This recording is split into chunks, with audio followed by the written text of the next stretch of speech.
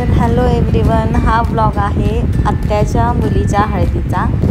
तर ब्लॉग शेवटपर्यंत नक्की बघा, व्हिडिओला लाईक करायला विसरू नका आणि आणखीन सबस्क्राईब केलं नसेल तर पहिलं चॅनलला सबस्क्राईब करा। तर हा दिवस आहे लग्नाच्या अगोदरचा दिवस, म्हणजेच हळदीचा दिवस। आणि आम्ही त्यांच्या गावाकडे निघालो होतो। त्याच्या अगोदर मला थोडीफार खरेदी करायची होती। ह्याच्यानंतर एक एक्साइटमेंटवाला ब्लॉग असणार आहे, मी त्यासाठी खूप जास्त एक्साइटेड आहे। तुम्ही पण असणार 100%, त्यामुळे तो पुढचा ब्लॉग बघायलाही विसरू नका। तर त्याची थोडीशी खरेदी करायची होती, त्याची खरेदी करून मग आम्ही ह्यांच्या घराकडे आलो आणि हळदीची सगळी तयारी झाली होती। तिथे गेल्यानंतर जी थोडीफार तयारी होती ती आम्ही तयारी तिथे जाऊन केली आणि तुम्ही पुढची हळदी एन्जॉय करा। ह्या साईडला खूप वेगळी हळदी असते, आमच्या साईडला खूपच जास्त वेगळी हळदी असते।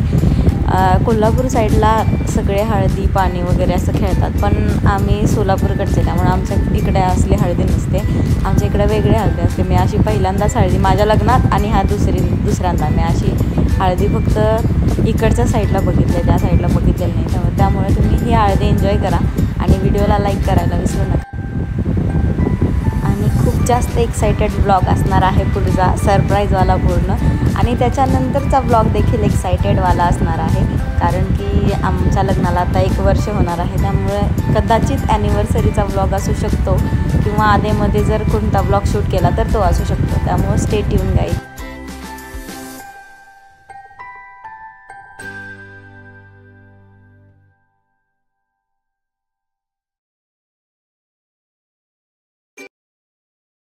हळद सेलिब्रेट करून जेवण करून वगैरे निघायला आम्हाला खूप लेट झाला।